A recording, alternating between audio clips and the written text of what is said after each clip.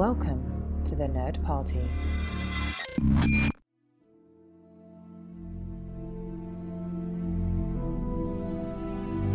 I like what I call this kind of snowballing effect of storylines, and cross-cutting parallel action is a wonderful tool for a filmmaker.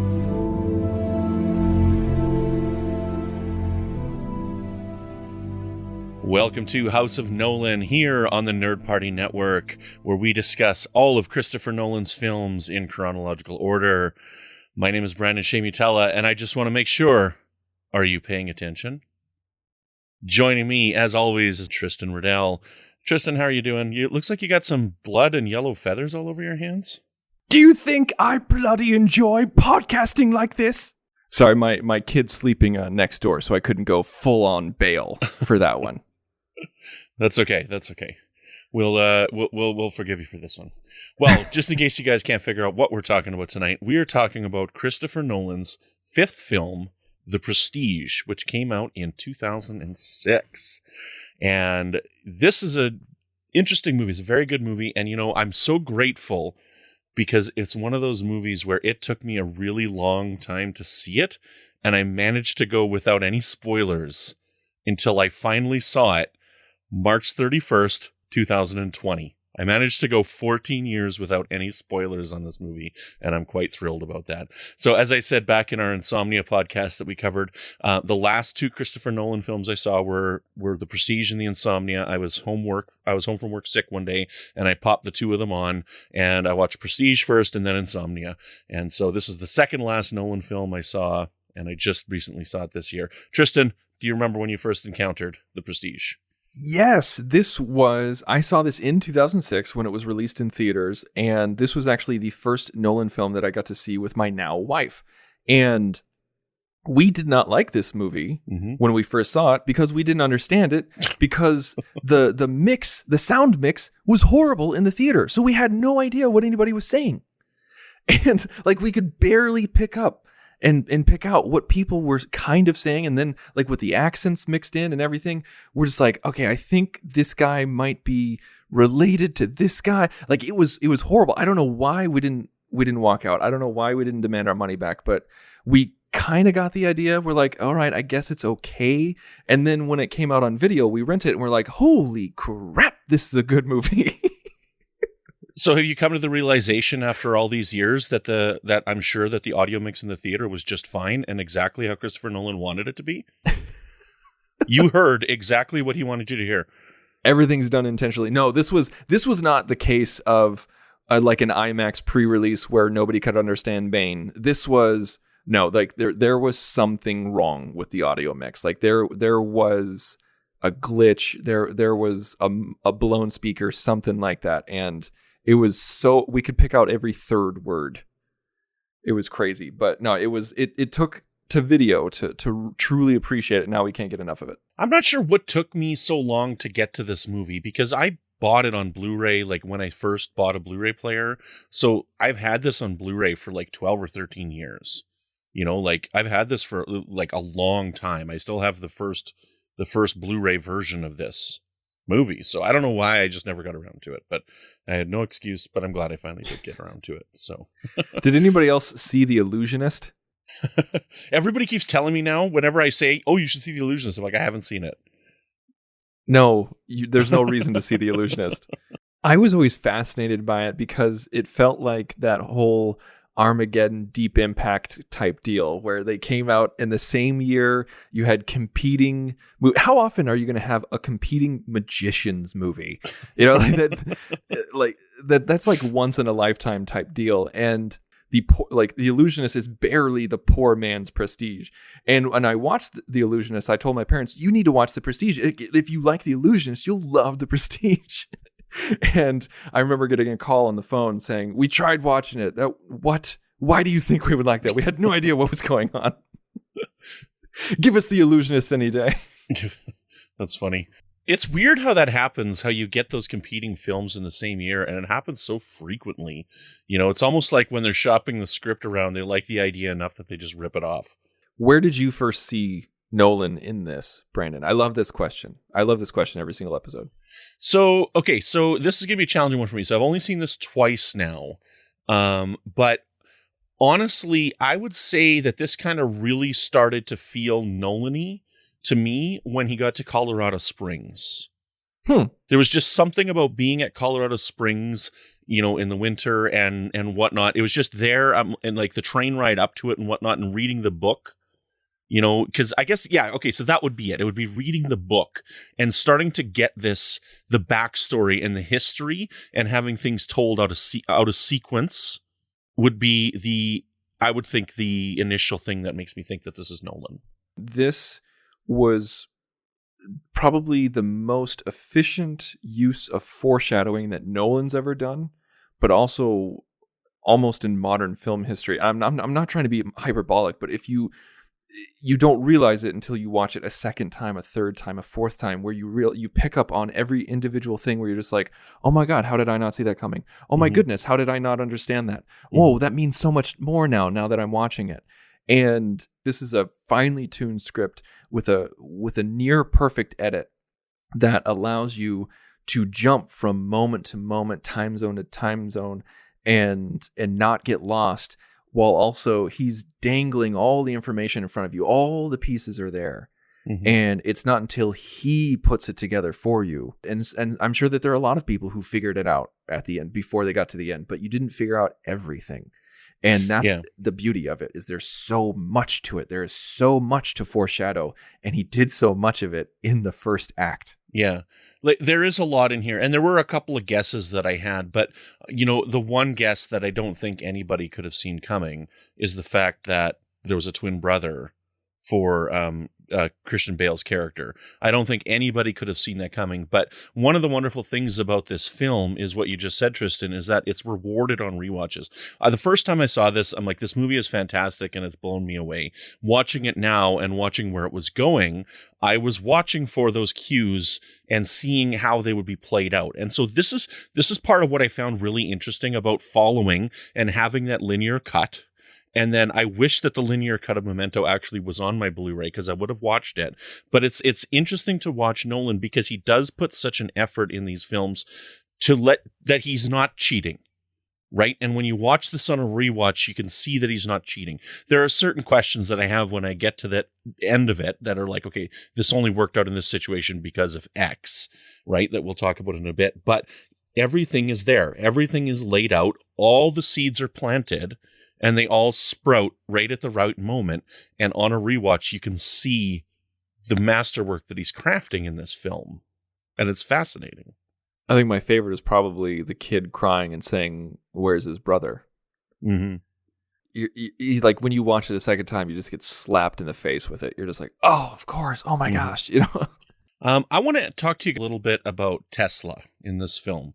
Because, I've only seen this movie twice, and I know a little bit about the person of Nikola Tesla. I know that he was touted as being this absolute genius who was coming up with these alternative ways of electricity in these really apparently amazing ways that were pushed down. And so I know that I'm missing something.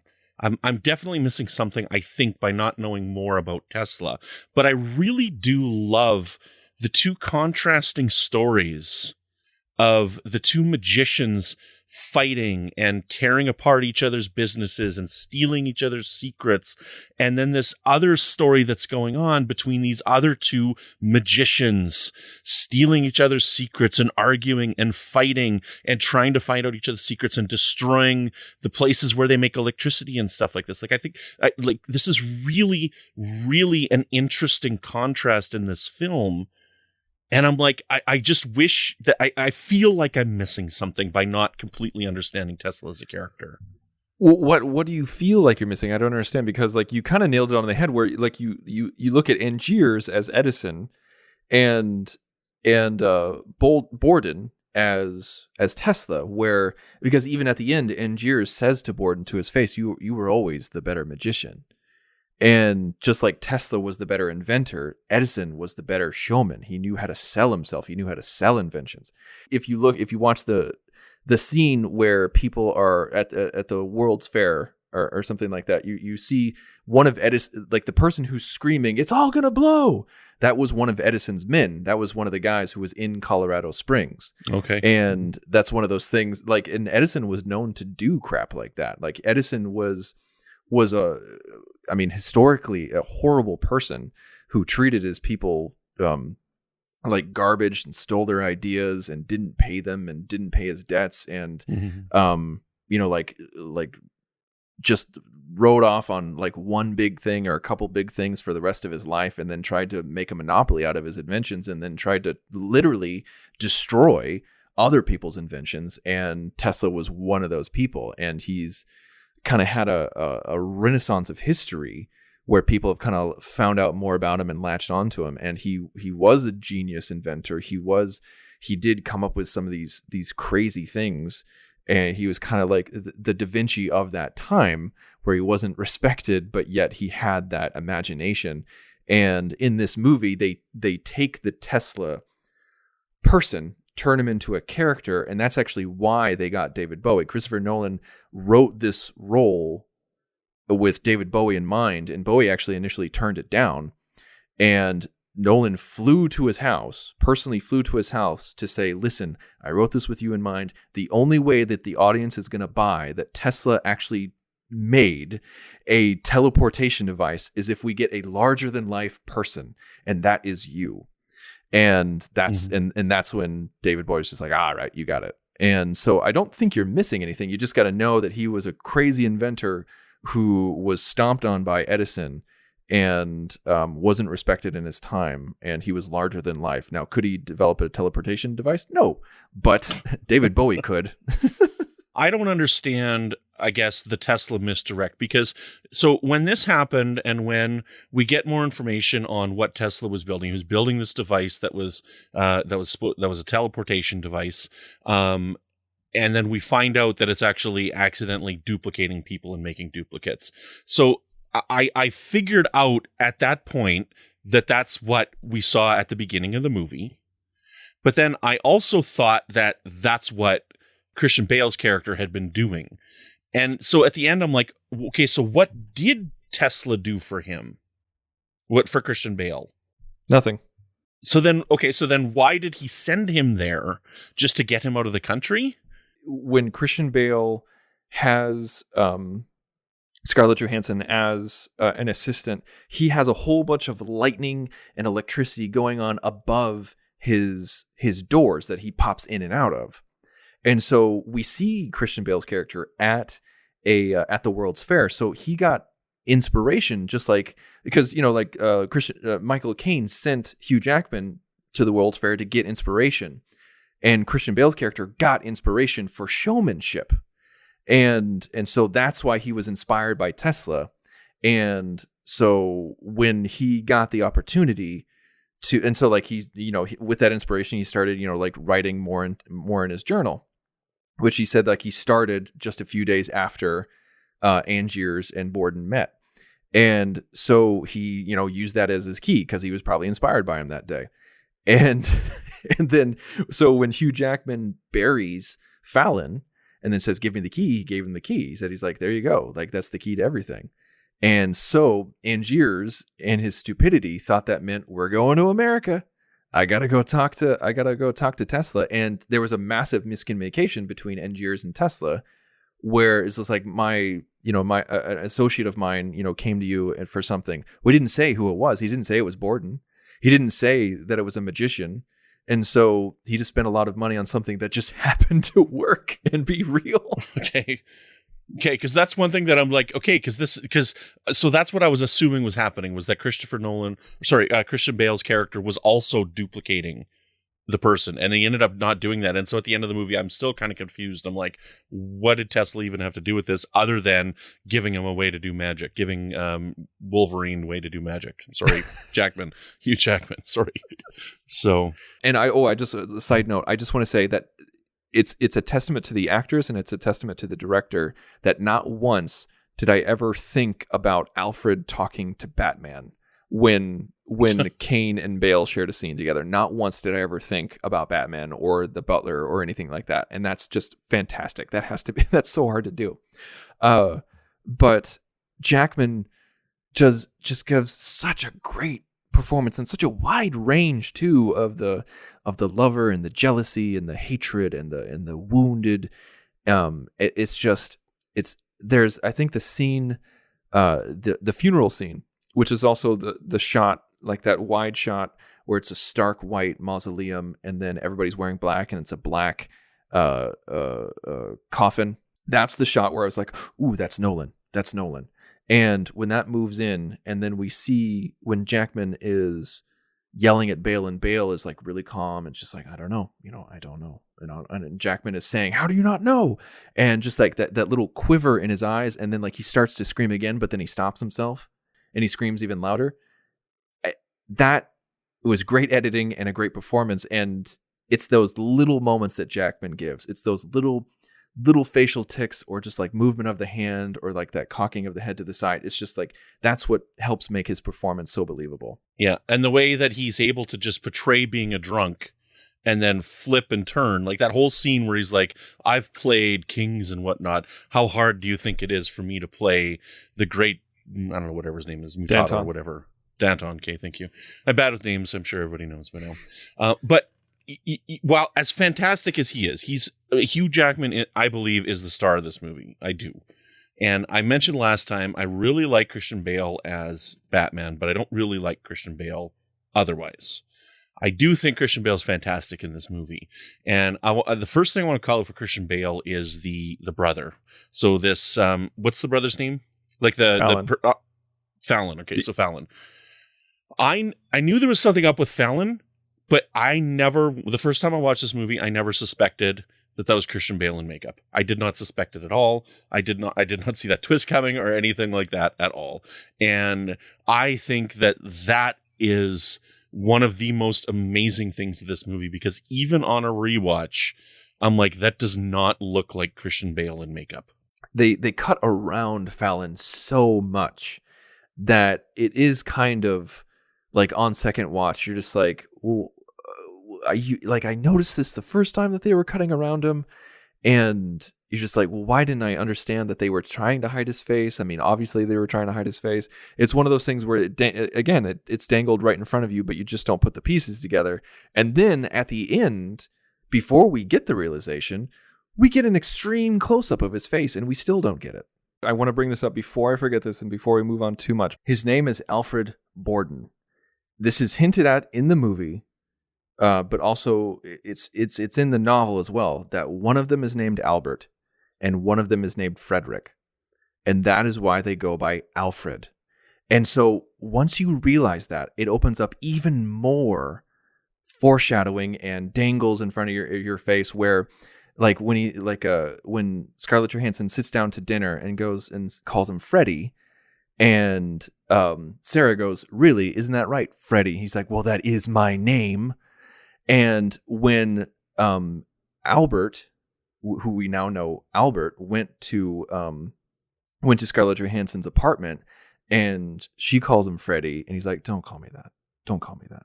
It's just like, oh my gosh, like this is just so mind-blowing, because like that, like in these particular scenes, that's not the husband, that's not the one in love with Scarlett Johansson. Like it goes back and forth, and it also opens up a little bit more of a common sense check, where you're just like, okay, well, if you knew you were going to be meeting Sarah for dinner, why didn't Albert go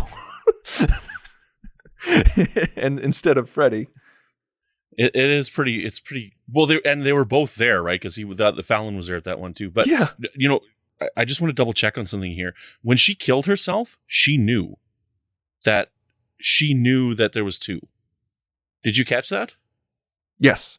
How we know about this is because she goes back to his business and she's looking around, and the editing that tells us that is that we get a flash of him on the day when he says he does love her that day, and then we get a flash at him at the dinner when we know it's the other brother who doesn't love him. And she has both of those flashes of the two people, and that's when she hangs herself. So like he had told her that. And then also we get with the Scarlett Johansson, she's like, she told me she wanted to see me, but I didn't have the courage to go to her.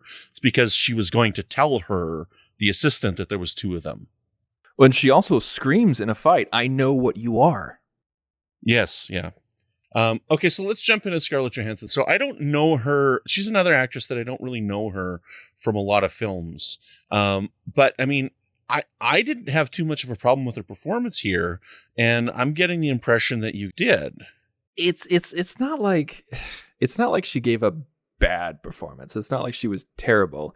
It's just it was so mundane and replaceable. I think that's what really bothered me. And I'm not necessarily a fault of hers. It could be a fault of the script and the story. It's just I found Piper Peraboo's character so much more interesting that when she died, I was just like, I know it's a push for the character, but I wanted to see more of that relationship. I wanted to see more of her. In the book, she isn't killed in that incident. She's injured. And so that's what drives Angiers to go further. And Scarlett Johansson, I didn't really dig on her too terribly much until the movie Her came out.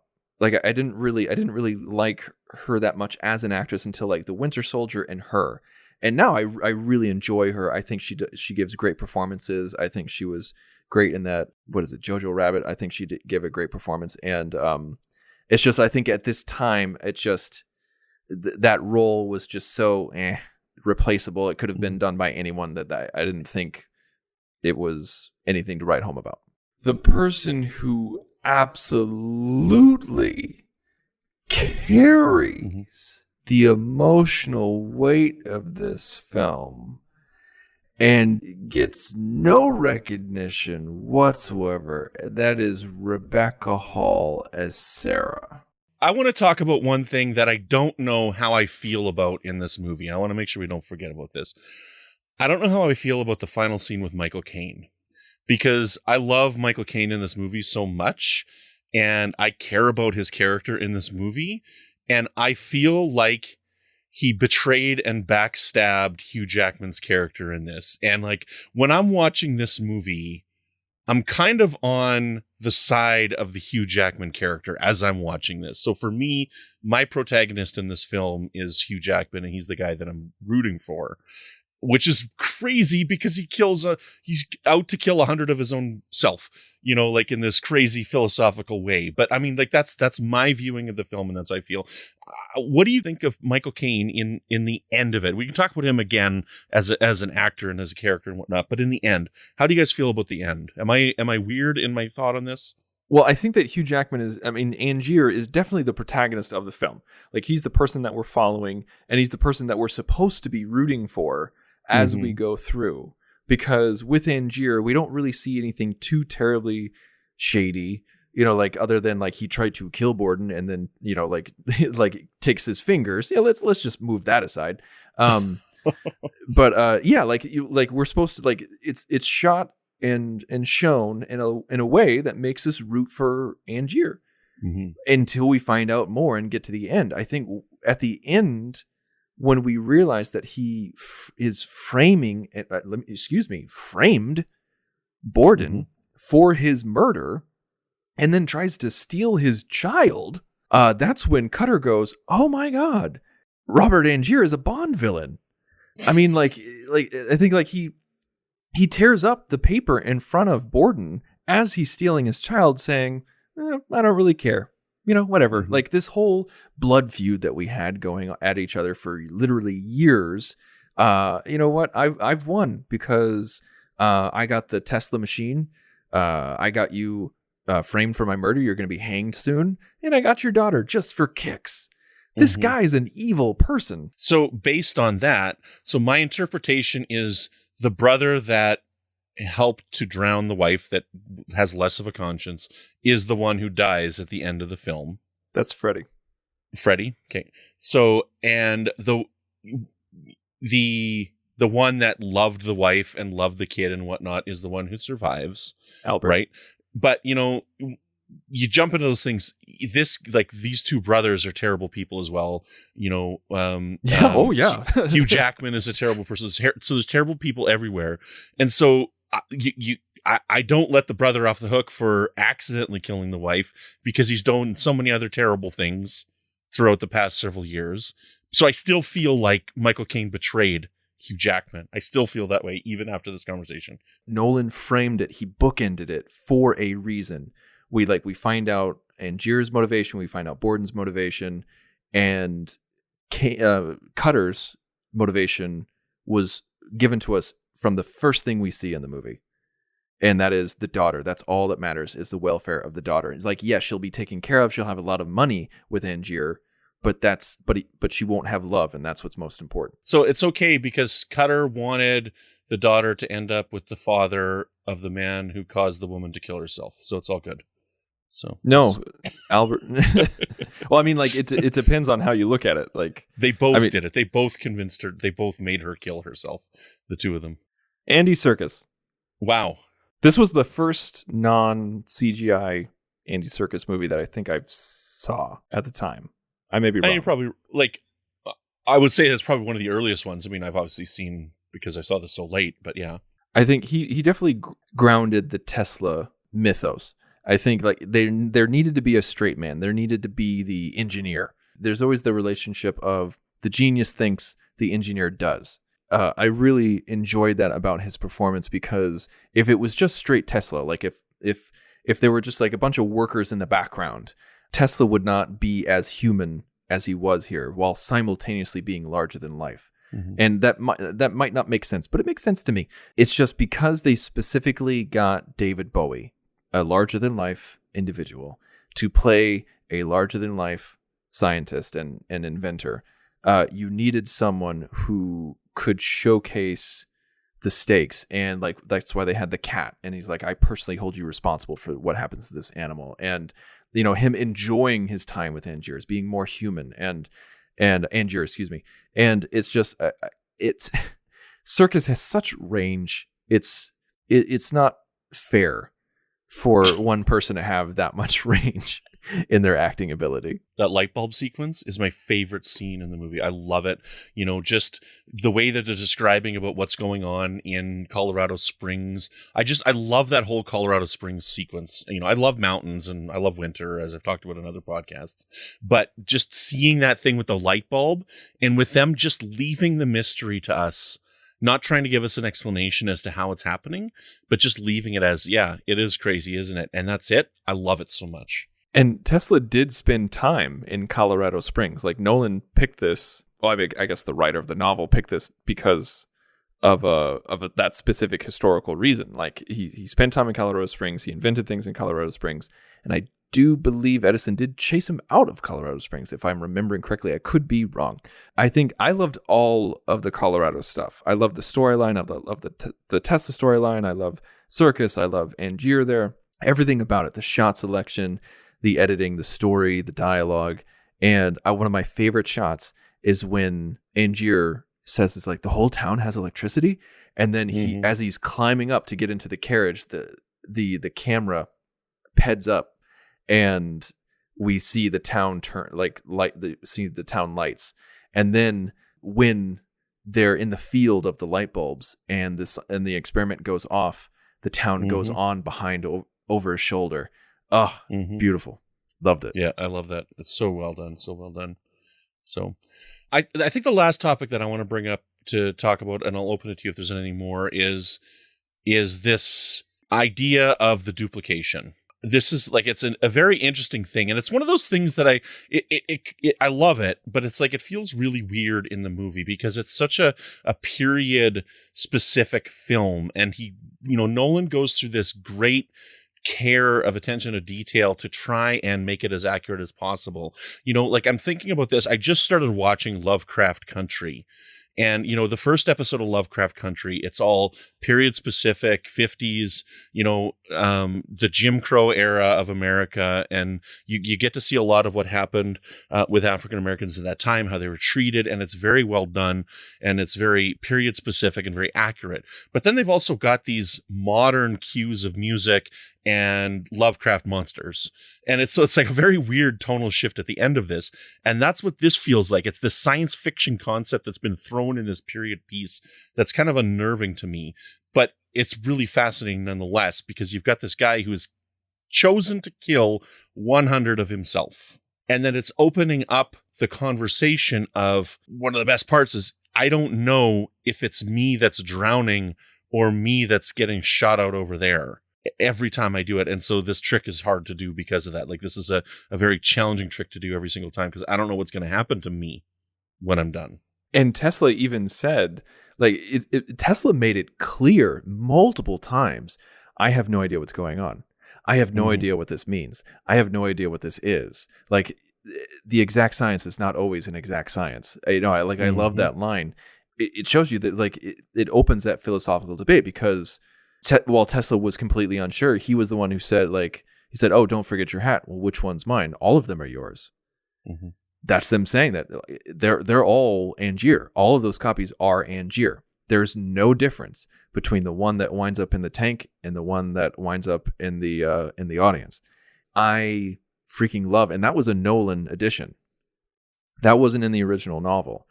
That kind of choice to kill yourself every single night, and it's phenomenal to watch a second time, where when he is performing before the transported man, he is sweating, he is pale, he is nervous, he is not that showman that's throwing his arms out and like shaking around and like popping tulips on, like into the crowd and everything like that. Like he's like, am I going to die tonight? Am I going to drown tonight? Mm-hmm. I do not know. And then as soon as you see the transported man in the audience, he's all smiles and he's like, yeah, here we go, baby. I get one more day of certainty. But also the other thing that's really fascinating, what a great acting moment for Hugh Jackman is when Michael Caine tells him at the very end of the movie, he's like, I told you, he said it was very peaceful. I lied. He said it was brutal. And he, like, that's why I think he chose the method that his wife died in, is because of that lie. And for him to realize that no, every time he killed one of his own people was a devastating and brutal experience, I think crushed his soul when he found that out. Yeah, absolutely. Well, it sounds like we're probably going to agree, and I'm just going to make a crazy guess and say, is this a 5-star film for you? Because it is for me. 4.5.